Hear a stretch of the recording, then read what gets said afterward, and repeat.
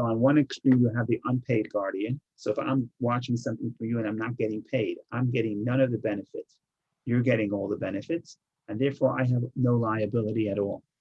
If it gets lost or stolen, I'm not responsible. The only thing I'm responsible for is if I'm negligent. But that's another story. That's sort of the exception to the rule. So that's on one side, the unpaid guardian, which gets no benefits. And the other side, the other extreme is the borrower. Where you have the borrower is actually, in fact, the one who gets all the benefits. And therefore, the borrower has all the liability in all cases, even if it's nothing it could have done to protect this item or animal. Nevertheless, there's full liability because he's the borrower, and the borrower is the one who gets all the benefit, and therefore he gets all the liability. There's one exception to the rule, but we'll get to that another time. Okay, now we want to talk about an interesting law. The law that we're trying to get to is, if I'm the guardian, if you ask me to hold something for you, can I then pass it on to another guardian? But before we get to that, we get to a more general principle, which applies to the laws of guardians, but it applies to other laws as well. It also applies to laws of damages. And this is a law that plays out as follows. It's a question. Before we get to Maimonides' ruling, we'll take a peek in the Talmud and see how the Talmud plays this out. There's actually an interesting case and a debate. So the question here is, what happens if I am negligent, but would cause the damage ultimately was not my negligence?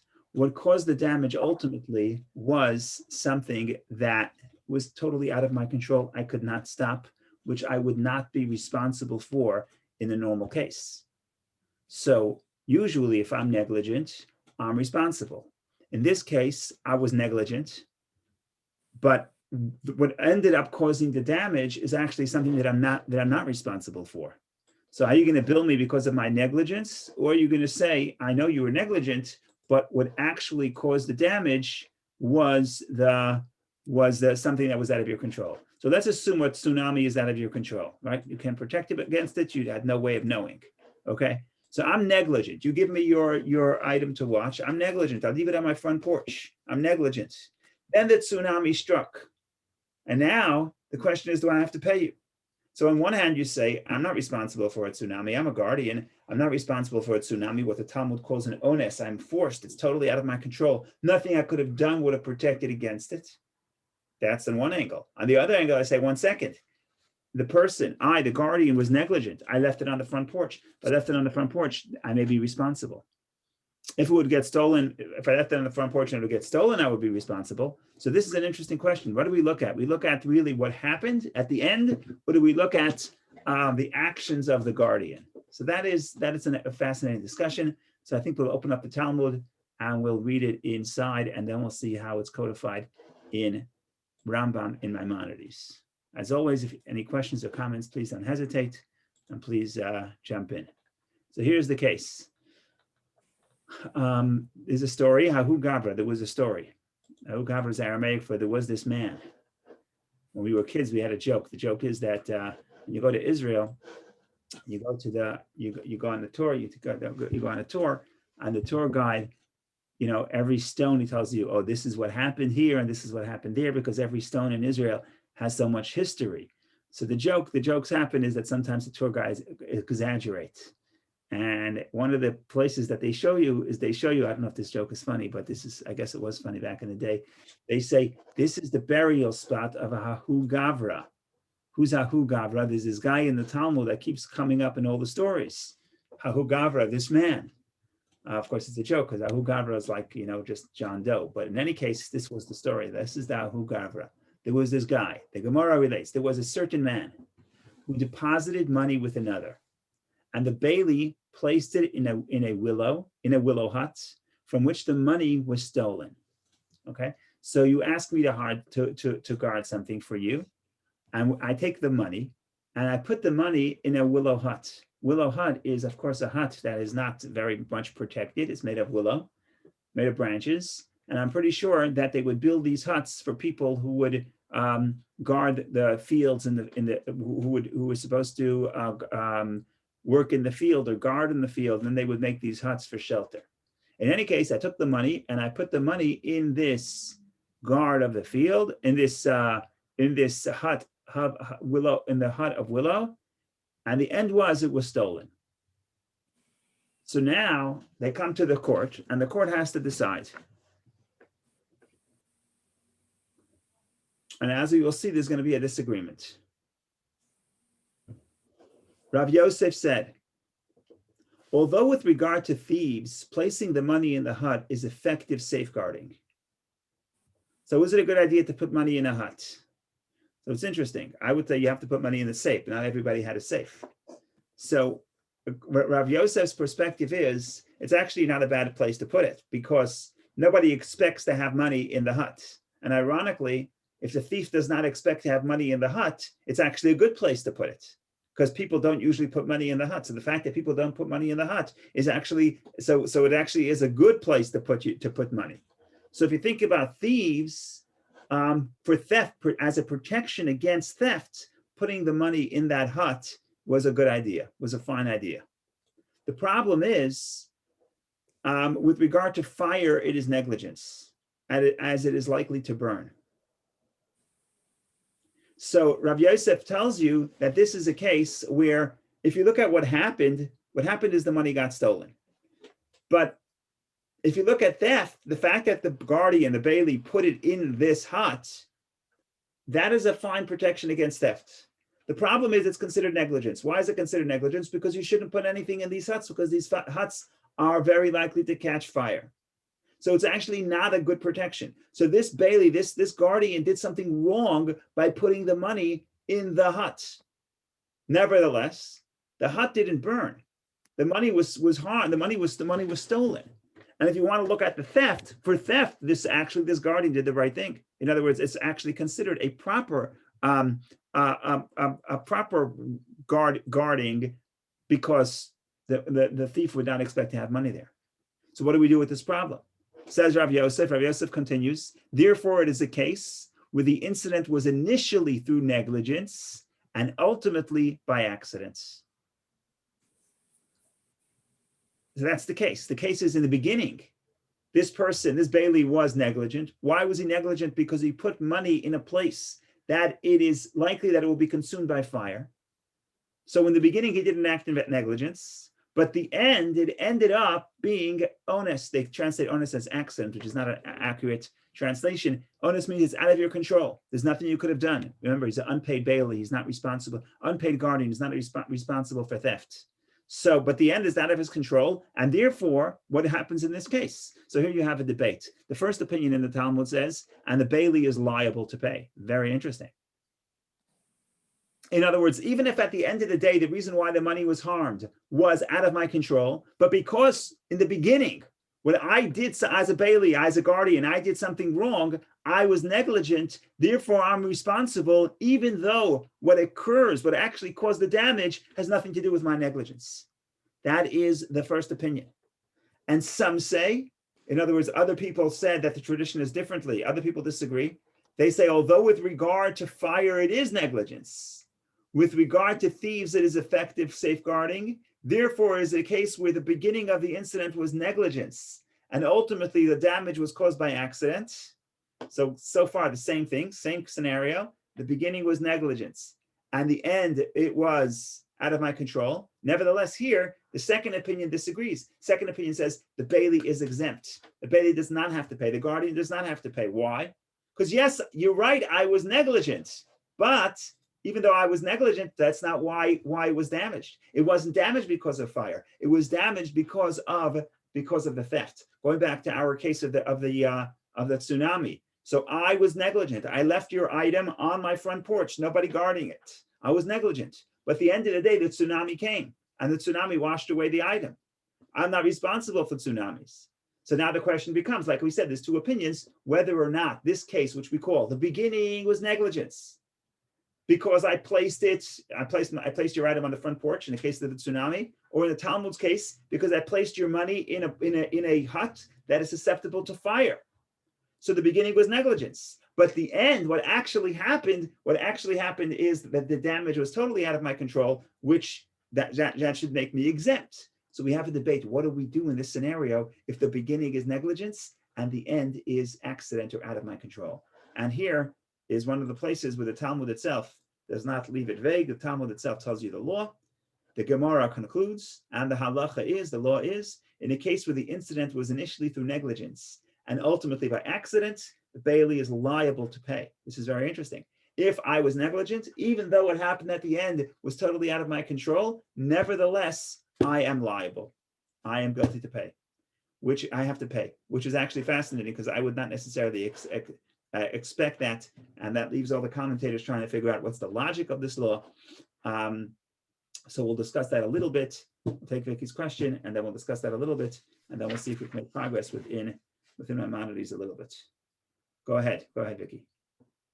Well, I think that's a pretty reasonable conclusion, because even after that was spelled out in Talmud that it's a safe place to put in a hut for stealing, everybody knows it's not safe anymore. So the thing is that to determine how safe it is, how safe the decision is, it's not so black and white. So I think that's why the decision of the Talmud is very reasonable.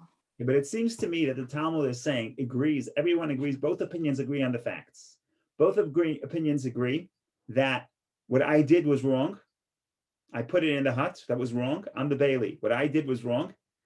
I'm the guardian. What I did was wrong. It was not responsible because of fire. They agree with that. They also agree that what actually occurred is something that I would not be responsible for. If I put it in my house and someone stole it, I would not be responsible for. So no one's agreeing on, no one's disagreeing about the facts. No one is saying that the first half, everyone agrees on the facts. The question is what the law is. And I think what's really happening here is there's two ways to look at it. You could look at it and say, I, the guardian, I'm being, you're focusing on my actions, right? In every justice system, I know Andy's here, so maybe Andy can enlighten us here. In any justice system, you could think about there's some balance between the intent of the person, right? The guilt of the person. What did the person do, right? The famous question, which I don't know the answer to, is if I come into your, but America is attempted murder. I don't know about in Jewish law. So if I show up in your house and I pull the trigger and I try to kill you, it turns out that it wasn't a real gun, it was a fake gun. So could you prosecute me for attempted murder? So that's the question. Are you looking at my actions or are you looking at the results? And every justice system has to really look at both those angles and think about what's more dominant, what's more important to us. So in this case, you have a similar, not exactly, but a similar scenario where if you look at my actions, yes, clearly I was negligent. I should not have put the money in this hut made out of willows. It's just not a good place. Even if you don't have a safe deposit box, but a willow hut is susceptible to fire. On the other hand, if you want to look at what actually occurred, forget about my actions. If you don't want to judge what the person did, but you want to actually judge what happened in reality. So in reality, the damage was occurred through theft, and I did everything I can to protect against theft. In other words, it's a fine protection against theft. I'm not considered negligent regarding theft. So now you could look at, you have a choice to look at the result, or you have a choice to look at what I did. And it seems like the Talmud is saying we're more focused on the halacha is what I did. The halacha is hilchata. The law is that if the beginning was negligent and the end was out of my control, I have to pay. The question is why. Why that is? But that's what it seems that's what it seems is that's it. That's where the Talmud is going. Again, I don't know about the reason. I know the law. The reason is a little bit more vague, but the law is clear. And you'll see Maimonides rules the way the Talmud does, because that's what we do. In other words, if the Talmud would leave it open, then there could be debate. But the Talmud closes the issue, and therefore that's the accepted law. I think you stated the reason pretty clear, that it's intent that counts, first of all, and the result is all in God's hands, whichever way it happened, doesn't matter. Correct, but it's interesting that in Jewish law, it's not always the intent. And this is not so much intent. Intent is not enough here. The intent was just an example of separating me from the result. In this case, intent is not the problem. In this case, it's an action. I did an action of negligence. right? It's a little bit different. It's a little bit different. In the Torah, attempt, I think in America, Andy, correct me if I'm wrong, in America, if I tried to kill you and with a gun, I thought it was a real gun and it turned out to be a fake gun. I don't know. Could I be prosecuted for attempted murder? I don't know. I think course, so. you could be prosecuted. I think you would probably be subject to conviction for that, attempted murder and intent. Right. But it's been a while since I've done that in law school. But I think one of the interesting things about the Talmudic law here is that it seems to discourage one from being a Bailey. And I would think it would want to do just the opposite. You'd want to encourage somebody to be a Bailey and give you a degree of protection. Right. So that's that. Yeah. So that's a good point. There's always, we discussed this last week, there's always a balance between trying to encourage people to help each other, especially like in those days, it wasn't as easy to secure your house. If you had to go away from town, it wasn't like you could hire, you know, it wasn't necessarily as I'm not sure their homes were as protected as ours. And they certainly had no bank to put the money in, right? So I guess you would want to encourage people to be Baileys. I get that. On the other hand, you have to balance that with the fact that if I take somebody from something, if I take something from somebody as a Bailey, as a guardian, so let's say I'm an unpaid guardian the way this guy was in this case, so I'm not responsible if it was lost or stolen. Okay, that we give me some protection. But you have to strike a balance, and the Torah is clear that negligence, taking something from somebody and wanting to encourage the institution of guardians, of Baileys, that would not justify being negligent, and that's a premise. And you're right that there is a certain, like you say, you want to encourage people to guard other people's things, but you also want to make sure they're not going to be negligent, and that seems clear in the Torah that negligence. There's no way to go about it. You know, social policy, trying to help people be the guardians. But at the end of the day, if I have your item and I'm negligent, I'm responsible. So that's the premise. And you're right, it's going to be a certain cost, but there should be. If I want to take your item, I have to know that is an assumption of liability, and I have to treat it that way. Now, on the other hand, there's a whole spectrum of how much liability, and if I do it for free, I just have to make sure I'm not negligent, but I don't have to go out of my way to make sure it's not stolen. I don't have to hire a security company or whatever it is. If I get paid, oh, you're taking money, I'm getting paid, now I'm getting benefits. Oh, so now my liability goes up. So now I'm also responsible if it gets stolen. And therefore, if you're going to take money for being a Bailey, make sure you're taking enough money, right, to make it worth it to accept that liability of the potential theft. But I agree with you. Every law that you're going to say is going to affect human behavior, right? That's what behavioral economics will tell you, and it's true. And I agree. But again, at the end of the day, the Torah is clear that negligence doesn't say it explicitly. It almost says it explicitly. It says you don't have to pay if you take an oath that you were negligent, right? It doesn't even have to say if you're negligent, you're responsible. That's obvious. I mean, that's the premise. If I was negligent, I'm negligent. But I agree with your points. I agree with everything you said. I agree that there's going to be a price in people being more reluctant to be guardians. But that's okay. But then when someone does accept, imagine if I say, okay, Andy, I'm going out of town. Could you watch my could you watch my goldfish? Right? If you say that the guardian is not responsible for negligence, then okay, you created a situation where it's very easy to find a guardian, but there's no confidence that the guardian will actually do what he's supposed to do, which is guard, right? So you want to have that balance. Now, one other way to explain the reason why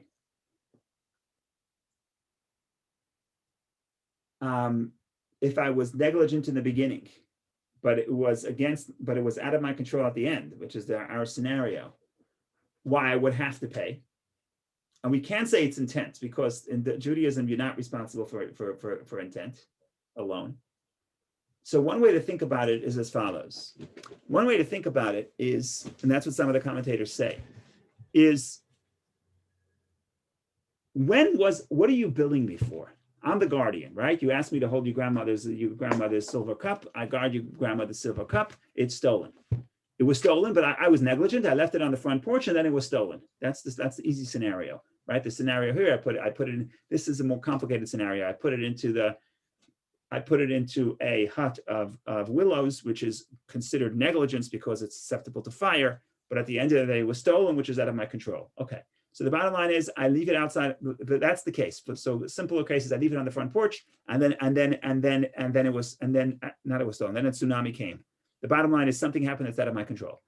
Why am I responsible to pay? One way to think about it is, how do I say this?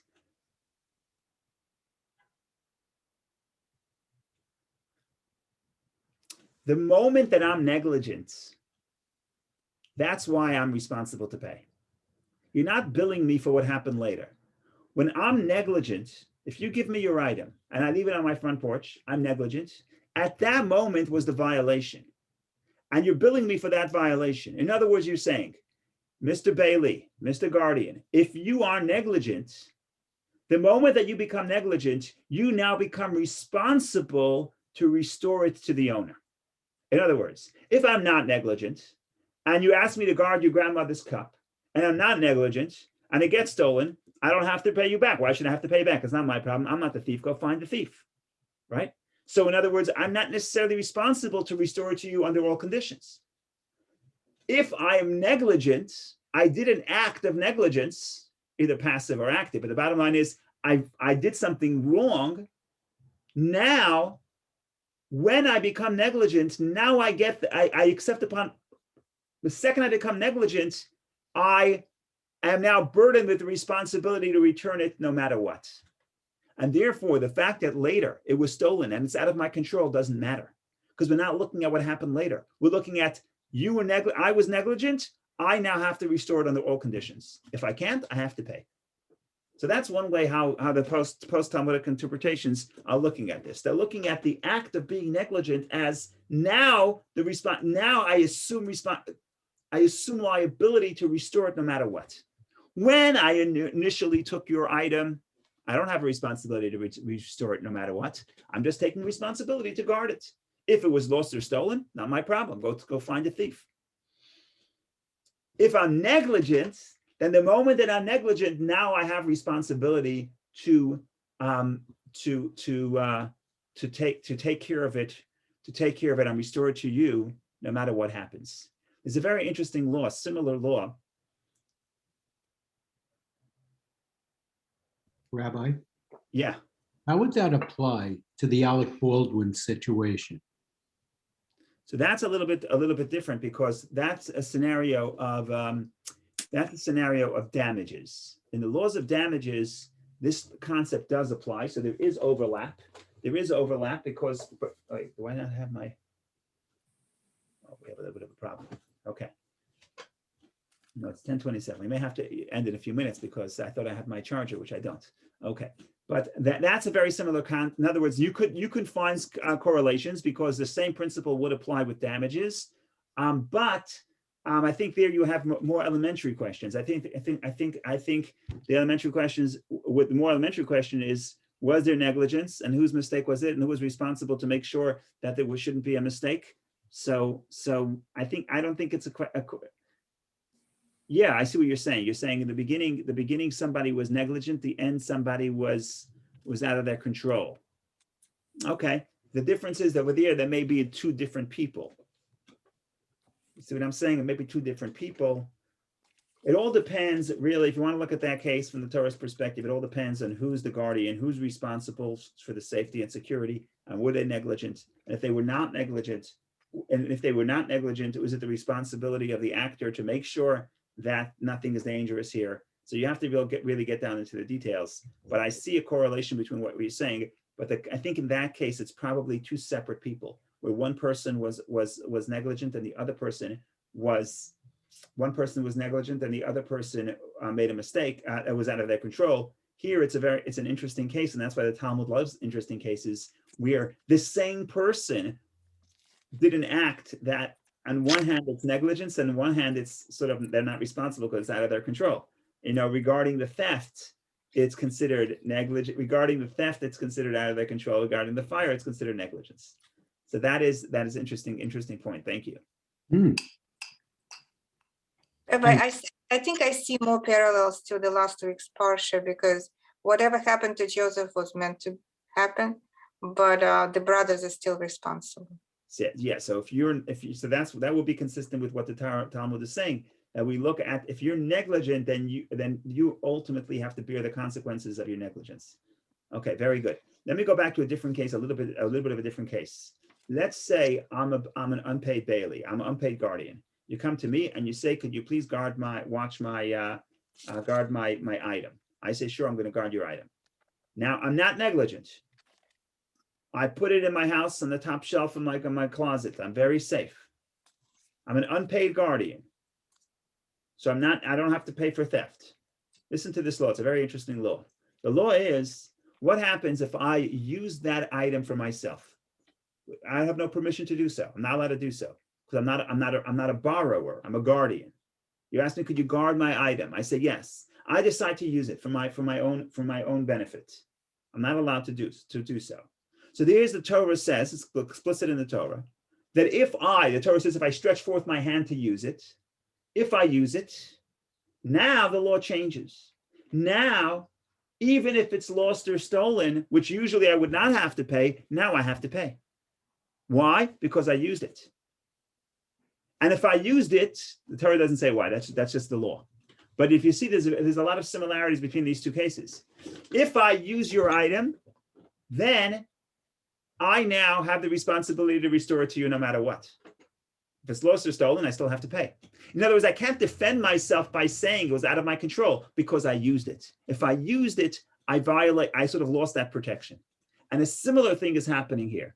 If I am negligent, then I can't later defend myself by saying that it was out of my control. Because if the moment I was negligent, I now bear responsibility to return it to you under all circumstances. And that's the legal mechanism where we can get the person to be responsible to pay, even though the damage is something that's out of my control. Because I was negligent. Yeah. And the moment I become negligent, I now bear responsibility to return this item to you, no matter what. And therefore, later, if something happens and does not allow me to return it to you because it was lost or stolen, I now have to pay it to you, not because it was lost or stolen, because I was negligent. And when I'm negligent, I now have the responsibility to return it to you no matter what. So that's the legal mechanism. Rabbi, if you used it, do you become a renter? Do you become a renter? No, because I'm not giving you money, and it was without your permission, right? You never gave me permission to use it, right? So I'm violating the deal. Now a renter is allowed to use it; it's not a problem. A borrower can use it without pay. So that's the key here. But all I was trying to do is bring us a similar scenario where if when I do something wrong, at that moment, I have the full responsibility. I have what the law would call, the American law, I'm pretty sure, would call strict liability. I'm liable in all cases. Why? When do I get the strict liability? When I become liable in all cases? Because I did something wrong. The moment I was negligent, to the moment I use it, now it's my responsibility to return it to you no matter what.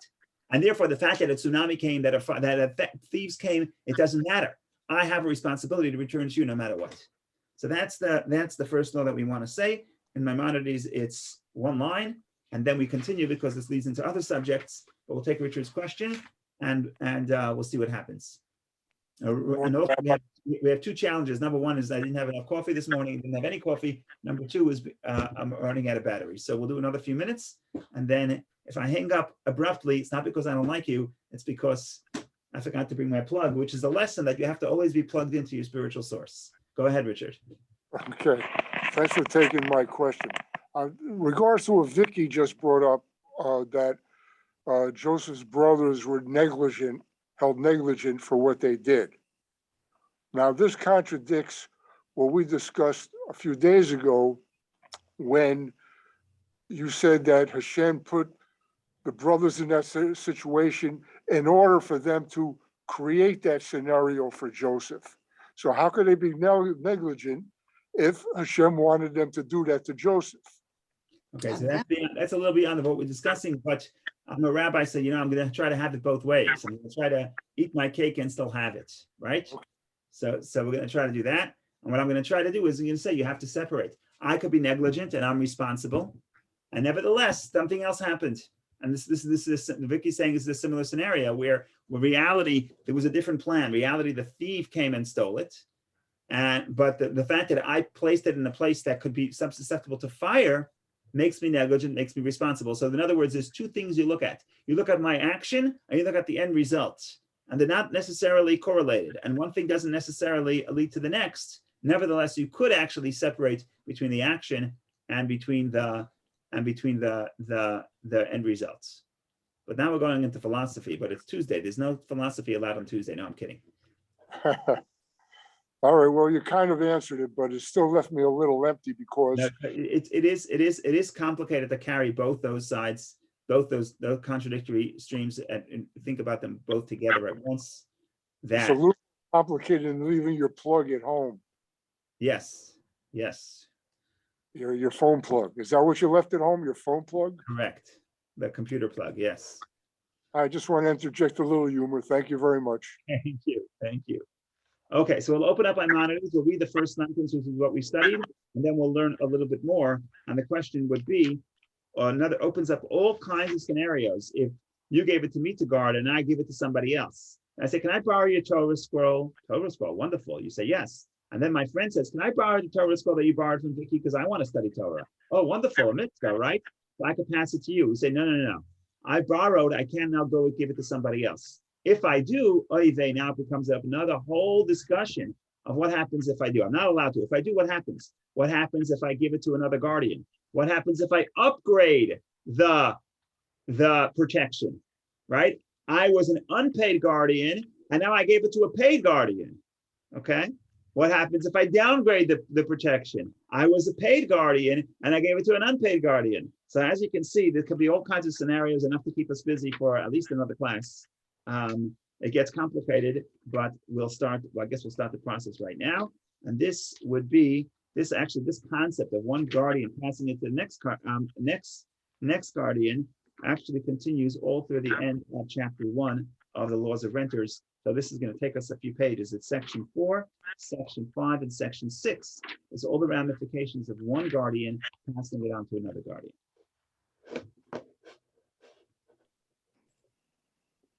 But you know what? Maybe we'll save it for next time because of the challenges of the Or maybe we'll have faith and think that like in Hanukkah it's going to last for more than it's supposed. Right. That could be. But I just want to open up. In any case, I want to open up the Maimonides because we didn't learn it in Maimonides, the case that we did in the Talmud. So I want to do that right now. So I'll share that. We certainly learned the first line and a half, and it's very good because we spent 36 minutes and we learned a line and a half of Maimonides, which is good.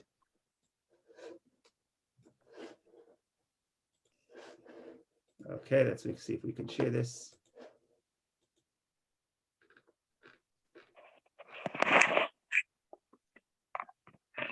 Okay, we're really section 4.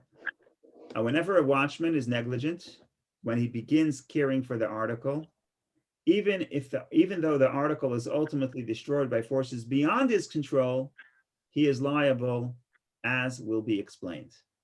And one of the reason why this is appeared up into this section, one of the problems of passing on to another guardian is that even what happens at the end is not of my control, but there's a certain act of negligence, but we'll get to that later. So it seems like this is the introduction.